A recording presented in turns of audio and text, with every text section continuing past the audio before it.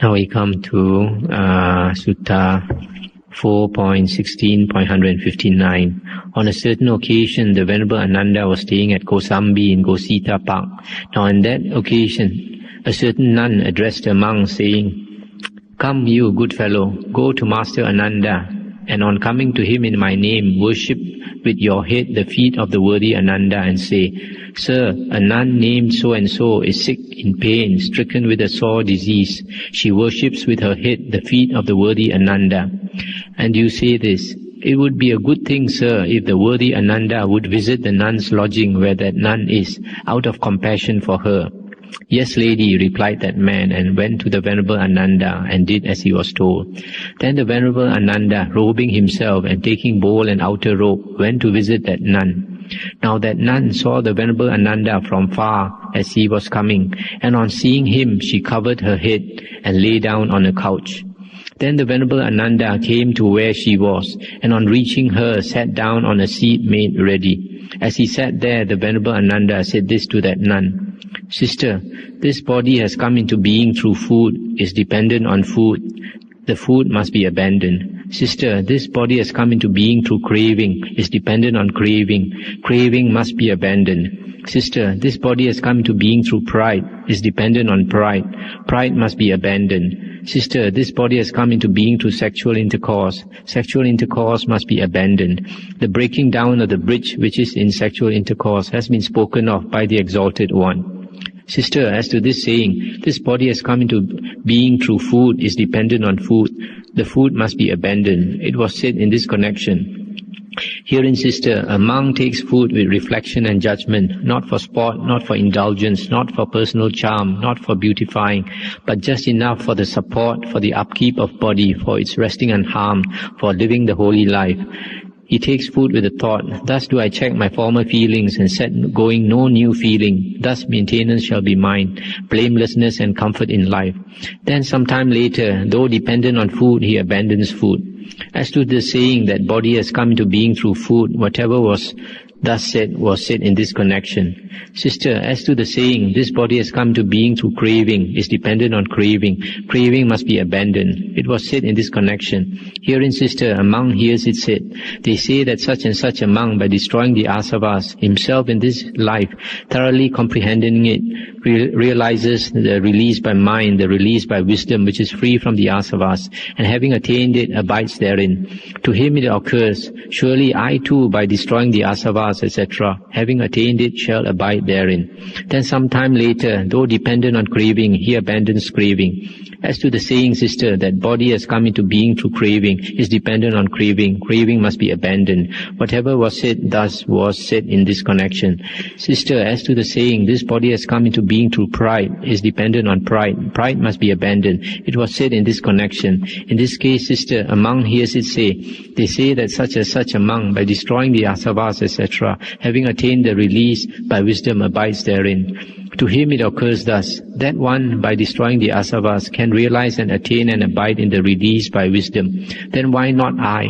Then some time later, though dependent on pride, he abandons pride. Sister, as to the saying, this body has come into being through pride, is dependent on pride. Pride must be abandoned. It was said in this connection. Sister, as to the saying, this body has come into being through sexual intercourse, is dependent on sexual intercourse. Sexual intercourse must be abandoned. The breaking down of the bridge which is in sexual intercourse has been spoken by the Exalted One.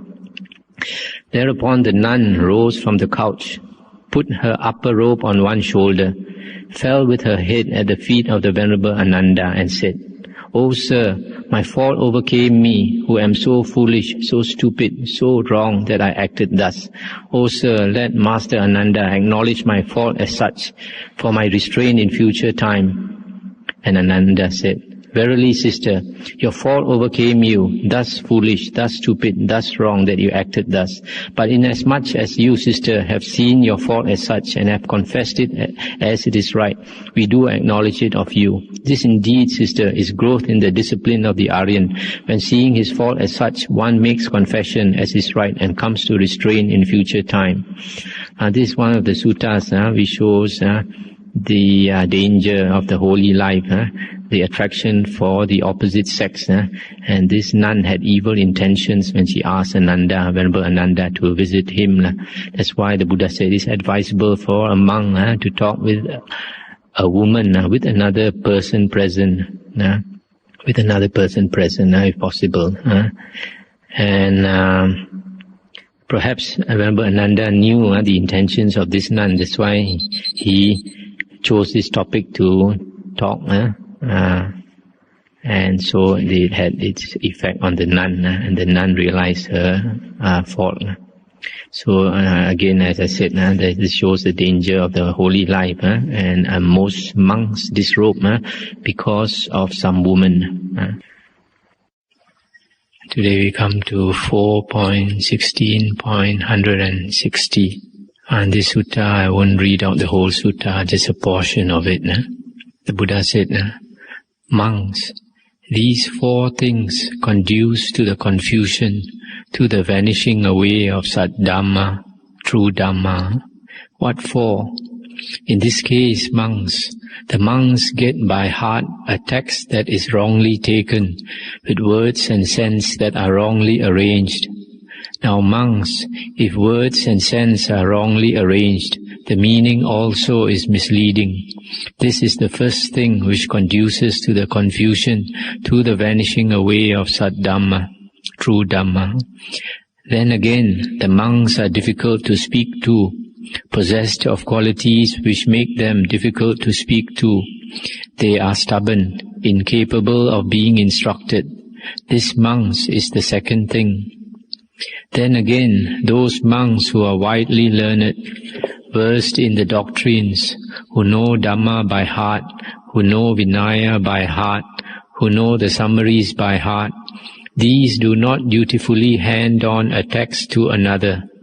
Thus, when they pass away, the text is cut down at the root. It has nothing to stand on. This is the third thing. Yet again, the elder monks live in abundance. They are lax, taking the lead in backsliding, shirking the burden of the secluded life. They set going no effort to attain the unattained, to win the goal not won, to realize the unrealized. So the generation that follows comes to follow their view. That generation also lives in abundance, is lax, takes the lead in backsliding to the worldly life, shirking the burden of the secluded life. They set going no effort to attain the unattained, to win the goal not won, to realize the unrealized. This, monks, is the fourth thing which conduces to the confusion, to the vanishing away of Sat Dhamma, true Dhamma. And that's the end of what I want to read in this sutta. So here, this is one of the few suttas where the Buddha gives the reasons why the true Dhamma would vanish away in the future. The first one is the words and sense of the Dhamma are wrongly arranged, and the meaning also is misleading. This one could refer to the wrong teachings that the Buddha predicted would appear 500 years after the Buddha's parinibbana, and because of what the Buddha calls counterfeit teachings, false teachings that appear and multiplied. So this is one reason for the vanishing of the way of the true Dhamma. So we have to study the Dhamma and know which are the wrong teachings. It is not easy because we have to study quite a lot to know which teachings are contradictory, which teachings are consistent. And if we do that, we'll find that the earliest four Nikayas, those are the books which are very consistent, whereas later books, there are contradictions in the later books.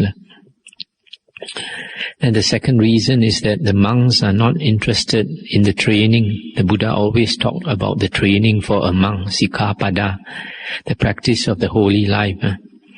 And there are some monks who are stubborn and they refuse to change their bad habits. They won't take instructions. And so because of that, they cause people to lose faith in the Sangha. And when people lose faith in the Sangha, they turn away from the religion. So that is why, in the forest tradition in Thailand, they don't ordain somebody very easily.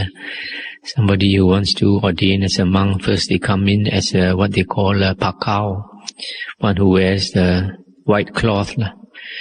And that is 8 precepts. They keep the 8 precepts for a minimum of 6 months. And then after that only, they are given the Samanera precepts. And then after at least 6 months as a Samanera, then they ordain in the higher ordination. So this gives time to examine the candidate to see whether that person is really suitable for the higher ordination. Then the third reason is that the senior monks who are learned in the Dhamma Vinaya, they don't hand the text to another. In the earlier days, the Dhamma, the suttas, was not put down in writing, so it was transmitted verbally from one monk to another. So if the earlier monks, if they were lazy and they did not take the trouble to memorize the suttas and hand down from one generation to another, the suttas would have disappeared. So now the suttas are in writing, but now we have to take the trouble to teach the Dhamma Vinaya, the suttas and the Vinaya, so that they are well propagated, so that people know the true teachings of the Buddha, so people are not confused with wrong teachings. So it is our duty to teach and also to spread by perhaps printing of books, by tapes, etc. Then the fourth reason for the disappearance of the true Dhamma is the senior monks, Theras. They live in abundance, they are lax, they take the lead in backsliding, and they don't make any effort to attain the goal of the holy life, which is to end our suffering, to end the round of rebirths. So because the senior monks set that example, the junior monks also follow them and become lax, live in luxury, etc. So this is another reason why the true Dhamma would pass away. So we have to be careful of these reasons and try to lead our life and conduct ourselves so that we can preserve the true Dhamma. Now we come to Sutta number 4.17.162.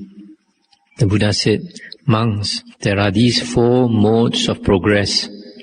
What 4? The painful mode of progress with sluggish higher knowledge, abhinya. The painful mode with swift higher knowledge.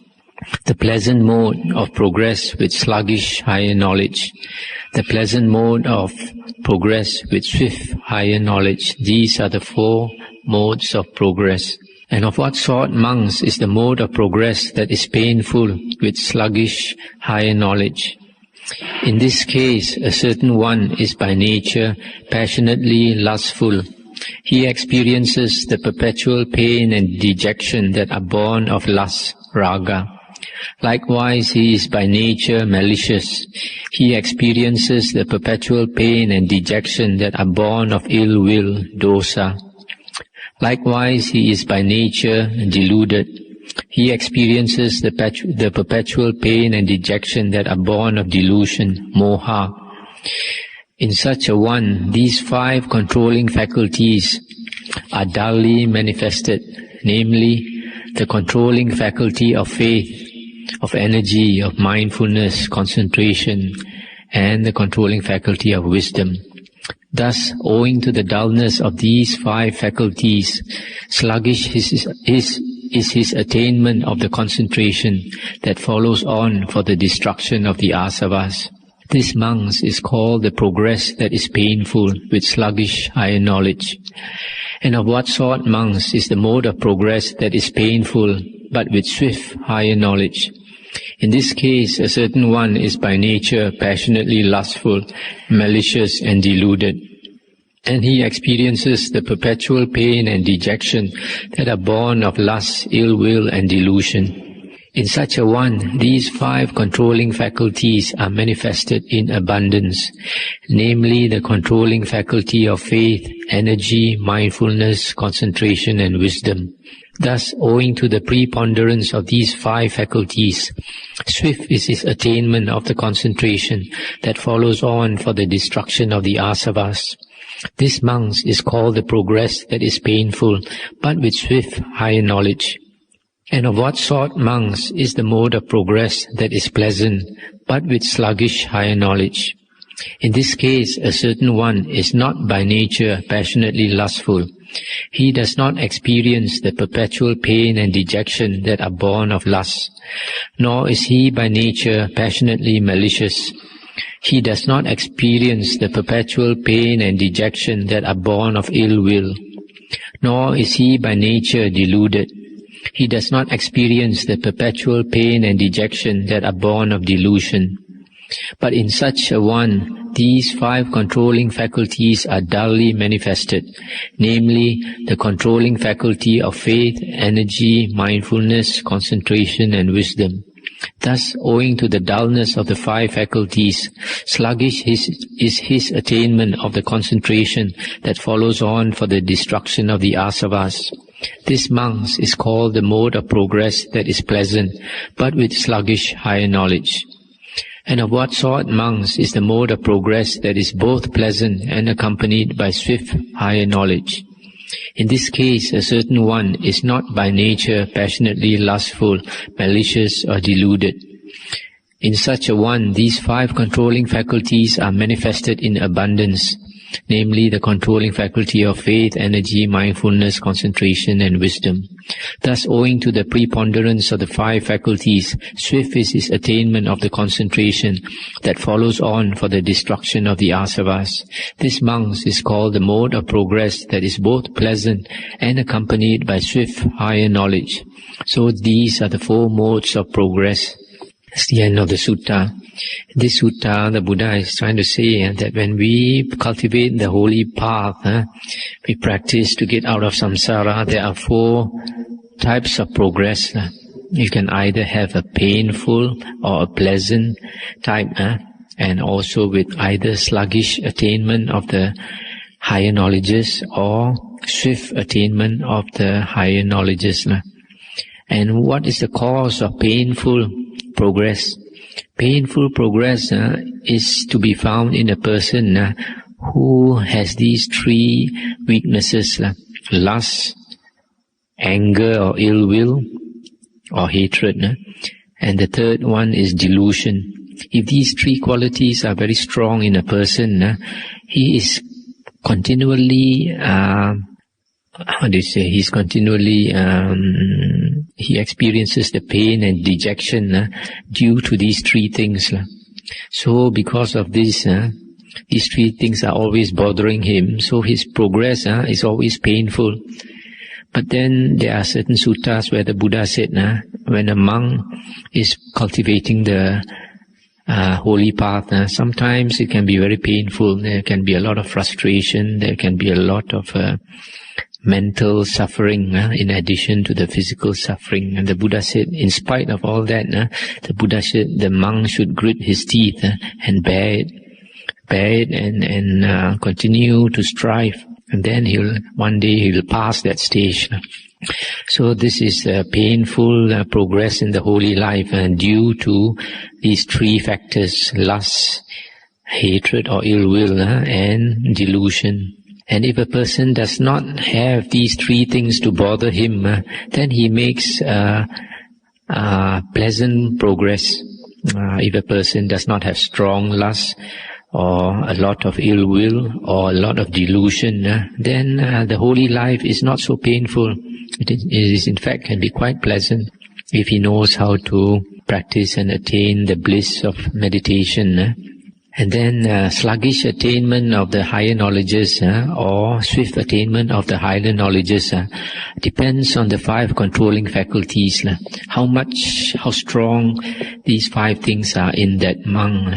Faith, energy, mindfulness, concentration and wisdom. So if these are strong, there's a lot of stress, there's a lot of effort to cultivate these 5 things, then the monk will attain the concentration very fast. If these 5 things, especially the energy, the mindfulness, and the energy and the mindfulness, if he puts a lot of energy and mindfulness in his practice, then concentration will come quite quickly. And it is said here that the concentration that follows on for the destruction of the asavas. So here it is very clear that for the destruction of the asavas, you need very good concentration, very strong concentration, a perfect concentration, which is defined in the suttas as one-pointedness of mind, attainment of the jhanas, or sometimes it's stated as the 4 jhanas. So it's very clear here that concentration is a very important quality for the destruction of the asavas. So that's the sutta. Now we come to another sutta to see how these are applied. 4.17.167. The Venerable Sariputta went to visit the Venerable Moggallana, the great Mahamoggallana, and on coming to him greeted him courteously, and after the exchange of greetings and courtesy sat down at one side.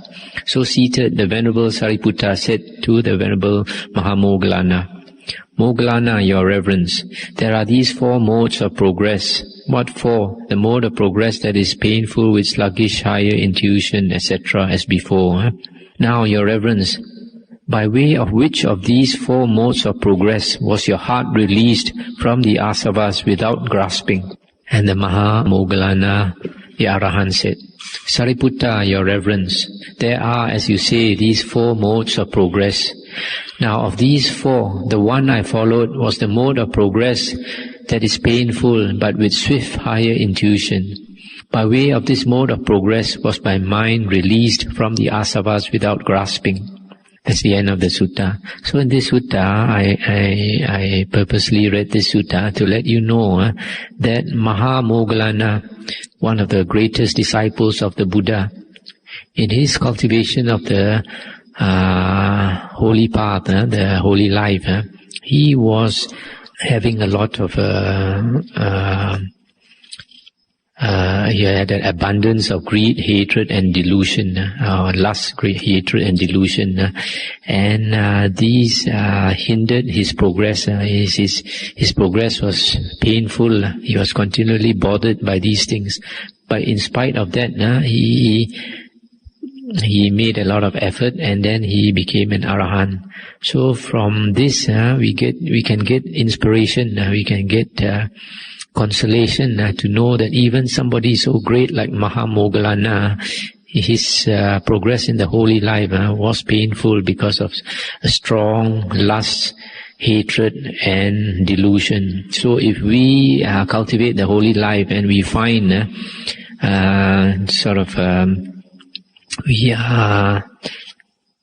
we feel that practice of the holy life is so difficult and we are not getting inspired, then we should think of somebody like Mahamoggallana. If we follow his example and strive, one day we'll also come to distinction. And then Sutta 4.17.168. Now the Venerable Mahamoggallana went to visit the Venerable Sariputta, etc., etc., and said this to him, Sariputta, your reverence, there are these 4 modes of progress as before. Now, your reverence, by way of which of these 4 was your heart released from the asavas without grasping? And Venerable Sariputta answered, Moggallana, your reverence, There are, as you say, these 4 modes of progress. Now of these 4, the one I followed was the mode of progress that is pleasant with swift higher knowledge. By way of this mode of progress was my heart released from the asavas without grasping. So in this sutta you find that the Venerable Sariputta, he had what we say stronger paramis, stronger, better, higher perfections of character, so that he was not very much disturbed by lust, hatred and delusion. So his progress was pleasant, and because he made great effort, it was also very swift. Now we come to Sutta number 4.17.169. This is quite an important sutta. Monks, these 4 persons are found existing in the world. What for? Herein, monks, a certain person in this very life is set free, but with some effort. Again, another person is set free when body breaks up, with some effort. Herein again, monks, a certain person is set free in this very life, but without effort. Yet again, another person is set free when body breaks up, without effort. Now, monks, how is a person one who in this very life is set free, but with some effort? In this case, a monk lives contemplating the loathsomeness of body, aware of the repulsiveness of food, aware of his distaste for all the world, aware of impermanence in all the conditioners, sankharas. Thus, awareness of death is well implanted in the very self. He lives dependent on these 5 powers of a pupil: the power of faith, that of conscience, that means the fear to do wrong, remorse means a sense of shame of having done wrong, and energy and the power of wisdom.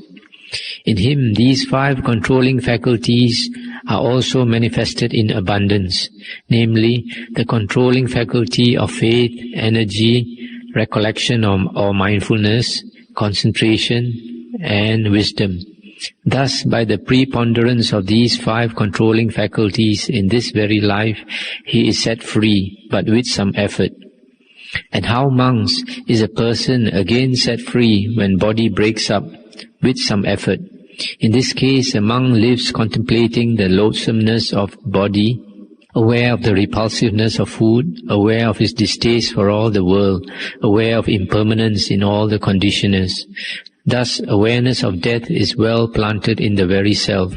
He lives dependent on these 5 powers of a pupil, namely the power of faith, conscience, remorse, energy, wisdom. But in him these 5 controlling faculties are dully manifested, namely the controlling faculty of faith, energy, recollection or mindfulness, concentration and wisdom. Thus, by the dullness of these faculties, he is set free, but with some effort when body breaks up. And how, monks, is a person set free in this very life, but without effort? In this case, a monk aloof from sense desires, etc., etc., enters and abides in the first jhana, the second jhana, third jhana, fourth jhana. He lives dependent on these 5 powers of a pupil, that is faith, conscience, remorse, energy and wisdom.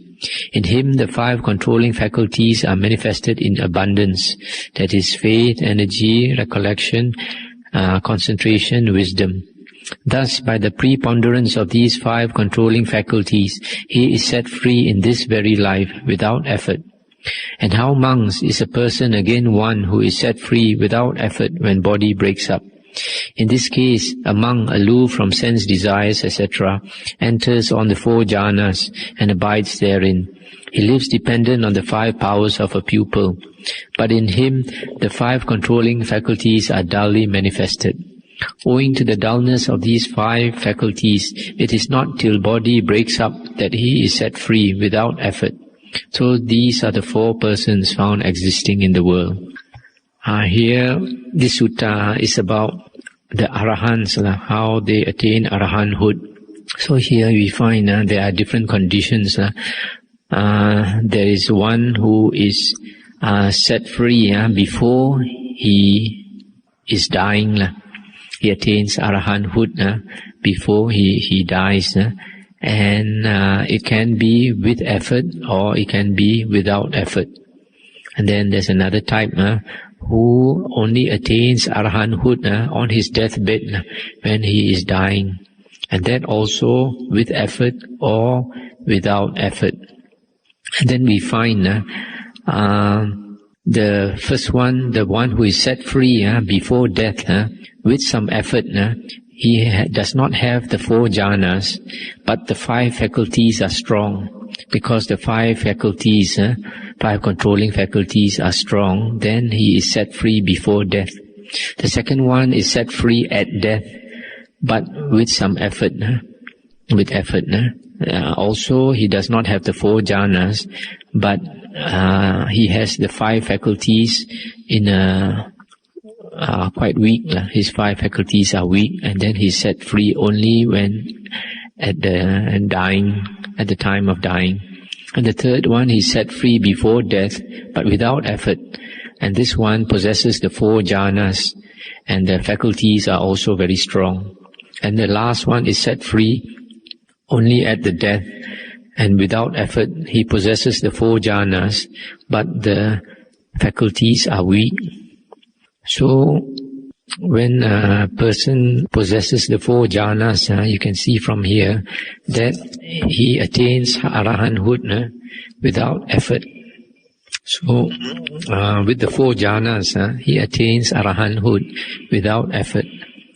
Whereas without the 4 jhanas, he needs effort. But this does not mean that he does not have any jhana, because in all these cases, he has the 5 faculties. And in the 5 faculties, you'll notice, the 5 faculties are faith, energy, recollection or mindfulness, concentration, and wisdom. So one of the faculties is concentration. And concentration, perfect concentration, even for the faculties, are the 4 jhanas. So when you say that the faculties are weak, it means probably that he has only 1 jhana. 1 jhana or 2 jhanas, probably 1. And then when the faculties are strong, probably he has 2 or 3 jhanas. 2 or 3 jhanas. Whereas when the faculties are perfect, then he has all the 4 jhanas. Because in the earlier suttas we read that an arahant and an anagami must possess the jhanas to attain anagami and arahanthood. So that's about the jhanas. And then you notice that all of them, they contemplate the loathsomeness of the body, aware of the repulsiveness of food, aware of the distaste for the world, aware of impermanence in all the conditioners. Thus, awareness of death is well planted in the very self. So this awareness of death is one thing that is very important. If we practice the holy life, we should always contemplate death, always remember that death is very near. Anytime we can pass away. Firstly, it gives us a sense of urgency, and secondly, because of that, as a result of that, we are more mindful.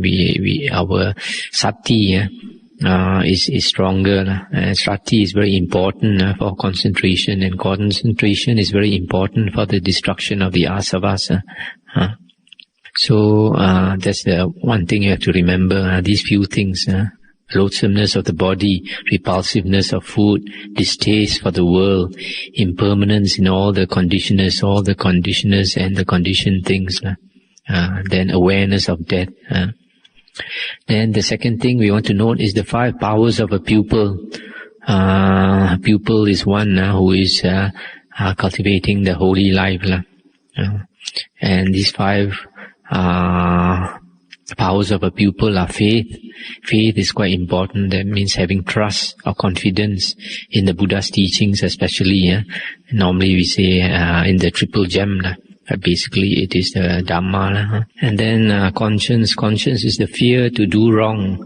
That means before you do any wrong, you have that fear of doing wrong.